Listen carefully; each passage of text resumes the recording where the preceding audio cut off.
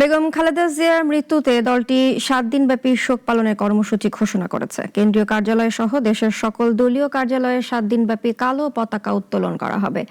দলের সকল স্তরের নেতাকর্মীরা ৭ দিনব্যাপী কালো ব্যাজ ধারণ করবেন। কেন্দ্রীয়ভাবে গুলশানে চেয়ারপারসনের কার্যালয় ও নয়াপল্টনে কেন্দ্রীয় কার্যালয় এবং জেলা পর্যায়ের দলীয় কার্যালয়ে শোক বই খোলা হবে। বর্তমানে গুলশান কার্যালয়ের খবর জানব সিনিয়র রিপোর্টার আনোয়ারের কাছ থেকে। আনোয়ার, চেয়ারপারসনের গুলশান কার্যালয়ের চিত্র আমাদেরকে জানাবেন।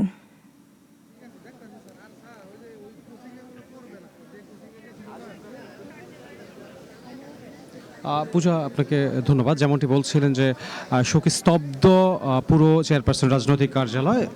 সাবেক প্রধানমন্ত্রীর মৃত্যুর খবর ছড়িয়ে পড়লে তখন জাতীয় পতাকা অর্ধনমিত করা হয় এবং কালো পতাকা সেখানে উত্তোলন করা হয়। তার চারপাশে নেতাকর্মীরা একটু একটু করে ভিড় জমাতে শুরু করেন এবং তারা অনেকটাই শোকস্তব্ধ এই চেয়ারপারসনের রাজনৈতিক কার্যালয়ের আশেপাশে।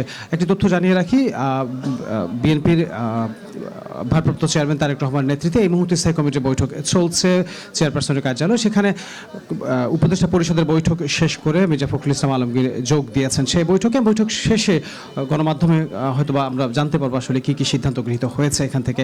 এবং এইটুকু জানিয়ে রাখি আপনাকে, দলীয় কার্যালয়ের আশেপাশে নেতাকর্মীরা একটু একটু করে ভিড় জমাতে শুরু করেছেন এবং শোকস্তব্ধ পুরো কার্যালয় অঙ্গন। এবং বুঝেছি আপনার মাধ্যমে দর্শকদেরকে যেটি জানাতে চাই যে উপদেষ্টা পরিষদের বৈঠকে যে সকল সিদ্ধান্ত হয়েছে সেখানে মির্জা ফখরুল ইসলাম এই বিশেষ বৈঠকে যোগ দিয়েছিলেন। সেখান থেকে তিনি এসে সরাসরি যোগ দিয়েছেন, সরাসরি তিনি এসেছেন বিএনপি চেয়ারপারসনের কার্যালয় স্থায়ী কমিটির বৈঠকে। যেমনটি বলছিলাম যে আসলে আগামীকাল রাষ্ট্রীয় সাধারণ ছুটি ঘোষণা করা হয়েছে এবং 3 দিনের রাষ্ট্রীয় শোক ঘোষণা করা হয়েছে, সেটি আপনারা জানেন। এবং বাদ জোহর সংসদ দক্ষিণ প্লাজা বেগম খালেদা জিয়ার নামাজে জানাজা শেষে আসলে তাকে যেটি বলা হচ্ছিল যে শহীদ রাষ্ট্রপতি প্রেসিডেন্ট জিয়াউর রহমান অর্থাৎ তার স্বামীর পাশে চিরনিদ্রায় শায়িত করা হবে। এবং আপনাকে একটু দেখিয়ে রাখি, দলীয় কার্যালয়ের সামনে যে নেতাকর্মী রয়েছেন তারা অনেকেই সকাল থেকেই এসেছেন।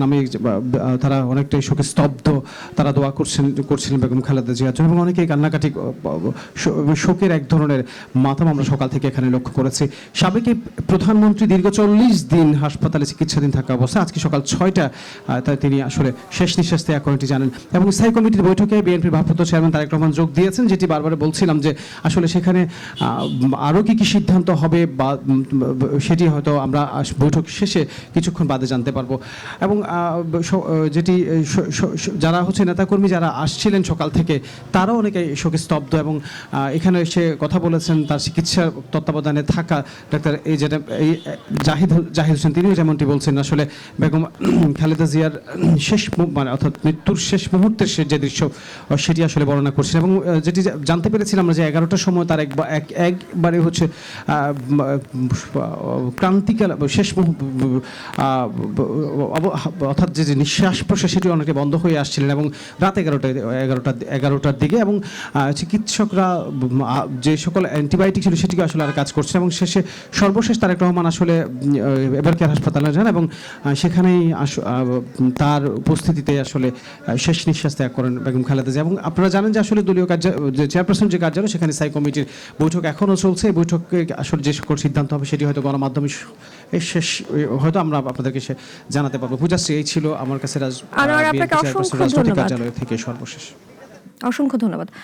দর্শক, চেয়ারপারসনের গুলশান কার্যালয়ের চিত্র সম্পর্কে জানছিলাম সহকর্মী আনোয়ার হোসেনের কাছ থেকে।